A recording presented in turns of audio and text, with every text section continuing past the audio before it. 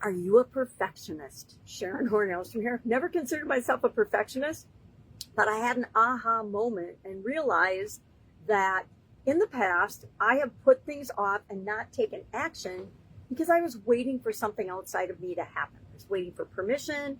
I was waiting for a sign from the universe or something to say, yes, you should take action. You should do this thing right now.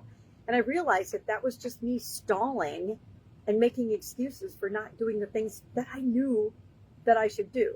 Have you ever caught yourself doing that? Well, today I actually am doing some things differently. We're talking about contribution. We're talking about Supersize challenges. We're growing the Skool community. I am in a scaling coaching program, which is super fun and super scary and super why I'm in there. So I take action and do the things that they lay out because it's a really interesting concept. The vast majority of the problems that we face in our life and in our businesses have been solved. And they've been solved in many different ways. And so we act as if we're the only one that's ever had this problem, and we don't look outside of ourselves for the answers because the answers are already always inside of us. We don't look inside of ourselves for the answers either. We're busy making excuses, avoiding, not making decisions, not taking action, doing all the things that just cause us to procrastinate. And sometimes it's in the guise of being perfect. Oh, everything has to be perfect before I do anything. But that's stealing all of the things that we could do, all of the people we could contribute to, all of the life we could positively impact by waiting for something to be perfect or waiting for something outside of us. So many people wait for permission.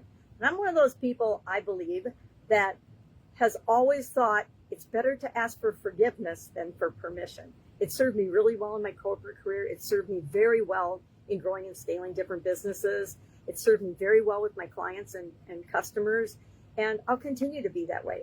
So it means I take a whole lot of imperfect action. And guess what? I either learn something or I get the result I want. If I get the result I want, great.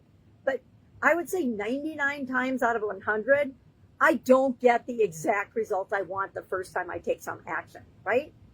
It's just the way the world works. But by taking action, I'm moving toward what it is that I want. Whenever we're moving toward what it is that we want, that comes into our life much faster than if we're sitting and waiting and hoping and praying and just visualizing and not taking any action. We visualize so that we get inspired action, and then we take those actions, right? And they move us in the direction that we want to go. It applies to everything in our life, and it especially applies to contribution. How many people are sitting and waiting to contribute or do anything or add any value to the world until they're ready? I'm going to show you something. This is me getting ready, but I'm still taking action along the way.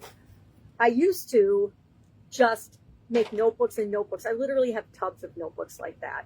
I would learn and I'd do a ton of things, but then I took action, but I didn't give myself permission to take the massive action that I know I'm capable of. And I am now giving myself that permission. I'm making changes today in the way I am making my YouTube videos. I haven't changed it up probably for 6 or 8 months. I've been knowing that I have used YouTube as just kind of a warehouse for all of my content and all of the videos and things that I do. And it's just sat there. And now things like on every platform have changed. And the way they want you to do things on YouTube is very different than what I'm doing and what I've been doing for, this is year 9. And so I told myself yesterday, all right, time to change, quit making excuses, and just start and figure it out. So I did an experiment today in both of the Supersize challenges in the way I delivered the message and how I laid out today's action item and today's lesson about contribution. So we'll see how it goes. I'll do it. I'll do it until I figure it out, right?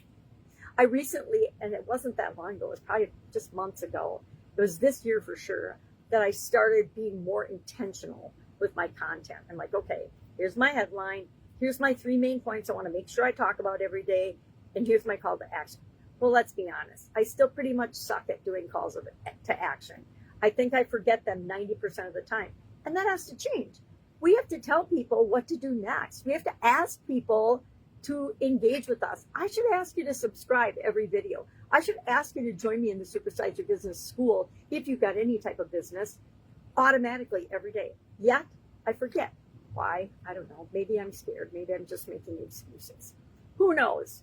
Anyway, it's the 4th of July. Obviously, I'm a little stoked about that. 250 years. And yes, I was around for the bicentennial, and I remember that one. So I was 16, and it was a blast. It was so much fun.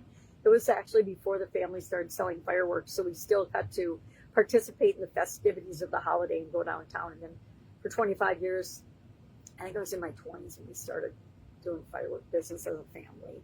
And that meant for 25 years we were so busy leading up to the 4th of July. Sometimes we had enough energy to actually go watch the big town fireworks show. Sometimes we didn't. But we always had fun, right? Because fireworks are fun. Got to be safe, but they're fun. All right, that's all I've got today. I am working on Skool. I'm working on my Supersize challenges. I'm working on my coaching program that I'm taking and that I'm delivering. I'm working on fun and enjoying the birthday of our beautiful country. If I can help you in any way, all you have to do is ask.